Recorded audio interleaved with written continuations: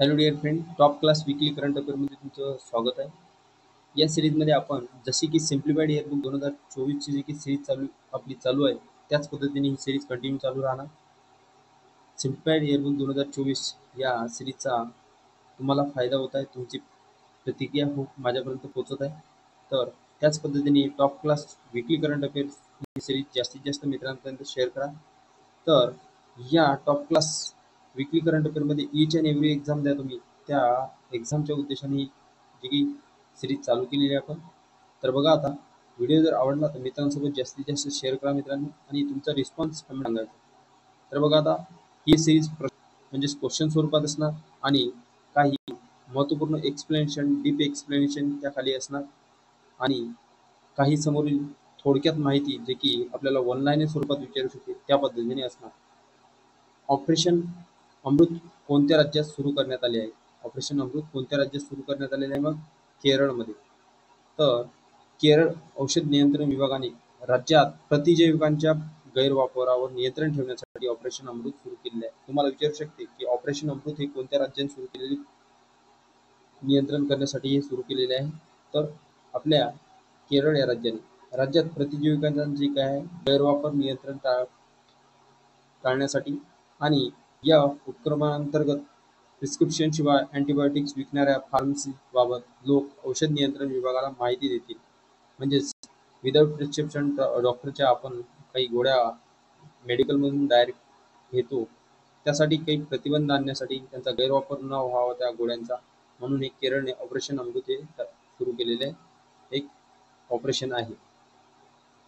तर बघा, समोरील न्यूज. इकॉनॉमिक फोरम म्हणजेच वर्ल्ड इकॉनॉमिक फोरमची बैठक कोणत्या शहरात झाली? तर ही बघा दावोसमध्ये झालेली आहे. कधी झालेली आहे? 15 ते 19 जानेवारी 2024च्या दरम्यान. या वर्ल्ड इकॉनॉमिक फोरम या बैठकीची थीम काय होती? मग विश्वास व पुनर्बांधणी. सभेची थीम युद्ध आणि संकटांनी उद्ध्वस्त होणारे जग लक्षात घेऊन ही थीम तयार केली, विश्वास पुनर्बांधणी. World economic forum Davos, theme लक्षात असू द्या. बघा, सेकंड क्वेश्चन. 9वा भारत आंतरराष्ट्रीय विज्ञान महोत्सव 2023 चे आयोजन कुठे करण्यात आले? जे की 9th इंटरनॅशनल सायन्स. तर हे फरीदाबाद हरियाणामध्ये झालेले आयोजन आहे याचं 9वा भारत आंतरराष्ट्रीय विज्ञान महोत्सवाचं. याचा उद्देश काय होता? विज्ञान तंत्रज्ञान क्षेत्रातील भारताच्या कामगिरीचा गौरव करणे. हा भारतातील सर्वात मोठा विज्ञान महोत्सव आहे, जे की फरीदाबाद हरियाणामध्ये झालेला आहे. कितव्या क्रमांकाचा आहे? 9व्या क्रमांकाचा आहे, लक्षात ठेवा द्या. भारतातील सर्वात मोठा विज्ञान महोत्सव 2015 पासून हा महोत्सव आयोजित केला जातो. सायन्सच्या बाबतीत आहे न्यूज, म्हणून महत्वपूर्ण आहे. पुढील न्यूज बघूया आपण. दुसरी आंतरराष्ट्रीय आयुष परिषद आणि त्याची प्रदर्शन कुठे करण्यात आलेले आहे?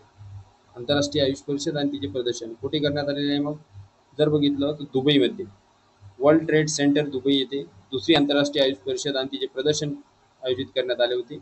तर हे आयुर्वेद, योग, युनानी, सिद्ध आणि त्यासोबत होमिओपॅथिक औषधांच्या प्रणालींना विश्वसनीय आरोग्य प्रणाली म्हणून समोर लोकांना दाखवेल, त्यासाठी हे चालू करण्यात आलेले आहे दुसरी आंतरराष्ट्रीय आयुष परिषद आणि प्रदर्शन दुबईमध्ये. आता बघा, ऑनलाईन स्वरूपात मी तुम्हाला इथे दिलेले आहे, पण ही माहिती तुम्हाला फॅक्च्युअलमध्ये पण विचारू शकते, कन्सेप्च्युअल पण विचारू शकते. महाराष्ट्र शासनाने सांगली जिल्ह्यात आटपाडी संवर्धन अभयारण्याची स्थापना केलेली आहे. तर आटपाडी संवर्धन अभयारण्य लक्षात ठेवा, कुठे स्थापन केलं? सांगली जिल्ह्यात, महाराष्ट्राच्या. या आटपाडी संवर्धन अभयारण्याची 9.48 चौरस किलोमीटर मध्ये पसरलेले आहे. यामध्ये जंगली कुत्रे, लांडगे, कोल्हे आणि कोल्ह्यासह इतर जे काही धोक्यात असलेले म्हणजे कॅनिड कुटुंबाचे जे काही प्राणी आहेत त्यांच्या रक्षणासाठी राखीव जागा तयार करण्यात आली आहे. कुठे? आटपाडी संवर्धन म्हणून सांगली जिल्ह्यात, महाराष्ट्र शासनाने. भारतीय लष्कराने जम्मू काश्मीरमध्ये ऑपरेशन सर्वशक्ती सुरू केले आहे. किती? ऑपरेशन सर्वशक्ती. कुठे? जम्मू काश्मीर. कशासाठी? जे की राजौरी आणि पुंछमध्ये जम्मू काश्मीरच्या भारतीय जवानांवर जे काय हल्ला करणाऱ्या दहशतवाद्यांचा खात्मा करण्यासाठी हा यामागचा उद्देश आहे. आपण ऑपरेशन अमृत बघितलं केरळ यांनी, जे की प्रेस्क्रिप्शन शिवाय डॉक्टरच्या एक औषध घेतल्याने त्यावर नियंत्रण रोखण्यासाठी त्यांनी ऑपरेशन अमृत केरळने चालू केलं होतं. आता हे ऑपरेशन सर्वशक्ती भारतीय लष्कराने जम्मू काश्मीरमध्ये. महाराष्ट्रातील पेंच व्याघ्र प्रकल्प भारतातील पहिले डार्क स्काय बनले आहे. म्हणजे स्काय की गडद आकाशाचे संरक्षण करण्यासाठी आणि प्रकाश प्रदूषण रोखण्यासाठी डार्क स्काय म्हणून नामांकित करण्यात आलेले कोणता व्याघ्र प्रकल्प आहे? तर महाराष्ट्रातील पेंच व्याघ्र प्रकल्प. तुम्ही कमेंट बॉक्समध्ये कमेंट करून सांगा ते कोणत्या राज्यामध्ये आहे. आता तुम्ही इथे कन्फ्युजन व्हायला नको.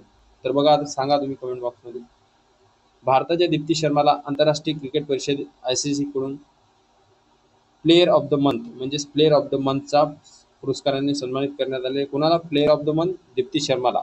मग ही स्त्रीच्या बाबतीत म्हणजे महिलेच्या बाबतीत. तर पुरुषा बाबतीत जर बघितलं तर ऑस्ट्रेलियन गोलंदाज पॅट कमिन्सला हा पुरस्कार मिळाला आहे प्लेयर ऑफ द मंथ. कुणाला मिळाला? मग पुरुषामध्ये पॅट कमिन्सला आणि महिलांमध्ये जर बघितलं दीप्ती शर्माला. भारताचा टेनिसपटू सुमित नागल हा 35 वर्षाचा आहे. त्याने ग्रँड स्लॅम म्हणजे स्पर्धेत जर बघितलं तर अतिशय सिनियर खेळाडूला पराभूत करण्यात आलेला आहे. तो पहिला भारतीय ठरला आहे. त्यांनी जागतिक क्रमवारीत 27व्या क्रमांकावर असलेल्या जे की कझाकिस्तानचा अलेक्झांडर बुब्लिकचा पराभव केलेला आहे. कझाकिस्तानच्या अलेक्झांडर बुब्लिकचा पराभव केलेला आहे. तो भारतातील पहिला खेळाडू ठरला आहे ज्याने ट्रेंड खेळाडूचा पराभव केलेला आहे. कोण आहे मग तो? सुमित नागल, 35 वर्ष वय. काय खेळतो सुमित नागल? टेनिस. भारताचे सरन्यायाधीश रंजन गोगोई यांना आसामचा सर्वोच्च नागरी पुरस्कार आसाम वैभव म्हणून सन्मानित करण्यात आलेले आहे. तर आसाम वैभव कोणाला मिळालेला आहे? महत्त्वपूर्ण प्रश्न आहे. रंजन गोगोई. यामध्ये सन्मानचिन्ह, प्रमाणपत्र, पदक आणि त्यासोबत 5 लाख रुपये रोख रक्कम दिली जाते. बेंगळुरू आणि दिल्ली विमानतळाची संयुक्तपणे सर्वोत्कृष्ट विमानतळ म्हणून पुरस्कार पटकावला आहे. तर सर्वोत्कृष्ट विमानतळ म्हणून पुरस्कार पटकावणारे बेंगळुरू आणि दिल्ली विमानतळ आहे. आता विस्तारा म्हणजे एअरलाईनचा पुरस्कार जिंकला आहे. तर विस्ताराने उत्कृष्ट एअरलाईनचा पुरस्कार विस्ताराने जिंकलेला आहे. तर एअर इंडियाला आंतरराष्ट्रीय कनेक्टिव्हिटीसाठी मान्यता मिळालेली आहे. या आंतरराष्ट्रीय कनेक्टिव्हिटीसाठी आता एअर इंडियाला मान्यता मिळालेली आहे आणि सर्वोत्कृष्ट एअरलाईनचा पुरस्कार विस्ताराने जिंकला आहे, जी की एअर इंडिया कंपनी आहे. कर्नाटकचे मुख्यमंत्री सिद्धरामय्या यांनी युवा निधी योजना सुरू केली आहे. युवा निधी योजना कोणत्या राज्यात सुरू केलेली आहे? तर कर्नाटकने. लक्षात ठेवा. या योजनेअंतर्गत काय करणार आहे? मग पदवीधर विद्यार्थ्यांना 3,000 रुपये मासिक बेरोजगारी भत्ता आणि डिप्लोमाधारक जे आहेत त्यांना 1,500 रुपये दरमहा महिना मिळतील. तर कर्नाटक, लक्षात ठेवा, युवा निधी योजना 3,000 रुपये पदवीधर विद्यार्थ्यांना मासिक बेरोजगारी भत्ता मिळणार आणि डिप्लोमाधारकांना 1,500 रुपये दरमहा मिळणार. भारताची सरकारी मालकीची कंपनी असली खनिज विदेश इंडिया लिमिटेड हिने अर्जेंटिनासोबत 2 अब्ज रुपयांचा लिथियमच्या शोधासाठी करार केलेला आहे. तर खनिज विदेश इंडिया या कंपनीसोबत कोणत्या देशाने लिथियमसाठी करार केलेला आहे असा प्रश्न विचारू शकतो. तर अर्जेंटिना सोबत केलेला आहे 2 अब्ज डॉलरचा. भारतीय सरकारी कंपनीने लिथियमच्या शोधात उतरण्याचा ही पहिलीच वेळ आहे, म्हणून हा महत्त्वपूर्ण ठरू शकतो. आपल्याला प्रश्न इथून बनू शकतो. तर विशेष मागास आदिवासींच्या विकासासाठी आणि उन्नतीसाठी केंद्र सरकारने 15 नोव्हेंबर रोजी पंतप्रधान जनमानस योजना सुरू केली आहे. किती? 15 नोव्हेंबरला गौरव दिवस होता त्या दिवशी. कुणासाठी? विशेष मागास आदिवासींच्या विकासासाठी. कोणती योजना? जनमानस योजना. विशेषतः काय? असुरक्षित जमातींचा सर्वांगीण विकास हे उद्दिष्ट आहे त्याचे. समोर जर बघितलं आपण तेलंगणामध्ये संक्रांतीच्या दिवशी की म्हणजे संक्रांतीचा 3रा दिवस या दिवशी कनुमा हा पुष्पोत्सव साजरा केला जातो आणि तो आंध्र प्रदेशातही साजरा केला जातो. तर कनुमा हा उत्सव संक्रांतीच्या 3ऱ्या दिवशी साजरा केला जातो. ते कोणत्या राज्यामध्ये केला जातो? तेलंगणा, आंध्र प्रदेश 2 राज्यामध्ये. लक्षात ठेवा. कोणत्या दिवशी? सणाच्या दिवशी, संक्रांती. इटलीचा युवा टेनिसपटू यानिक सिन्नरने रशियाच्या डॅनिल मेदवेदेवचा पराभव केला. तर प्रथमच ऑस्ट्रेलियन ओपन विजेतेपद पटकावले आहे. आता बघा, जे की इटलीचा आहे युवा टेनिसपटू, हा पहिलाच टेनिसपटू आहे इटलीचा की यानिक सिन्नर याने रशियाच्या डॅनिल मेदवेदेवचा पराभव करून प्रथम ऑस्ट्रेलियन ओपनचे जे काही विजेतेपद पटकावले आहे. लक्षात ठेवा, प्रथम असल्यामुळे इटलीचा टेनिसपटू यानिक सिन्नरने ऑस्ट्रेलियन ओपन विजेतेपद पटकावलं. कोणाला? डॅनियलला हरवलेलं आहे त्यांनी रशियाच्या. बेलारूसची अरिना सबालेंका हिने ऑस्ट्रेलियन ओपनच्या फेरीत महिला एकेरी वर्गात जर बघितलं सलग दुसऱ्यांदा ऑस्ट्रेलियन ओपन जिंकले आहे. तर तर महिलेच्या बाबतीत एकेरी वर्गात मध्ये दुसऱ्यांदा ऑस्ट्रेलियन ओपन जिंकणारी बेलारूसची अरिना सबालेंका. तर आरियाना सबालेंका हिने चीनच्या किनवेन झेंगचा पराभव केला. भारताचा स्टार टेनिसपटू रोहन बोपन्ना याने ऑस्ट्रेलियन ओपन 2024 मध्ये पुरुष दुहेरीचे विजेतेपद पटकावले आहे. 2024चे दुहेरीचे पदक पुरुषामध्ये कोण? टेनिसपटू रोहन बोपन्ना याने ऑस्ट्रेलियन ओपन 2024. तो 43 वर्षाचा आहे ऑस्ट्रेलियन ओपनना. तर याने ऑस्ट्रेलियन ओपन 2024 मध्ये त्याचा ऑस्ट्रेलियन जोडीदार मॅथ्यू एबडनसह 2024 मध्ये दुहेरी चॅम्पियन बनला आहे. तर कोण होता तो ऑस्ट्रेलियन जोडीदार? Matthew Ebden. आता ऑस्ट्रेलियन ओपन जर बघितलं आपण, याची सुरुवात 1905 मध्ये झाली होती. ही हार्ड कोर्टवर खेळली जाते. त्यासोबत USA ओपन पण हार्ड कोर्टवर खेळले जाते. पुरुष एकेरीत नोवाक जोकोविचने सर्वाधिक 10 वेळा ऑस्ट्रेलियन ओपन जिंकली आहे. तर पुरुष एकेरीमध्ये सर्वाधिक 10 वेळा ऑस्ट्रेलियन ओपन जिंकणारा जर बघितला तर नोवाक जोकोविच लक्षात असू द्या. तर अशा पद्धतीच्या आपण महत्त्वाच्या न्यूज बघितलेल्या आहे. या न्यूज आपल्याला 3 ते 4 दिवसाची करंट अफेअर केलेली आहे आपण कव्हर. तर प्रत्येक ही करंट अफेअरचे नोट्स तुम्हाला आपल्या टेलिग्राम चॅनलला मिळतील. तर मित्रांनो, तुम्हाला वाटत असेल कमी वेळामध्ये आपण कव्हर केलेल्या न्यूज हा कमी प्रमाणात असेल, पण खूप जास्त प्रमाणात ह्या न्यूज आहेत यामध्ये आणि इथूनच तुम्हाला प्रश्न क्रिएट होऊ शकतात.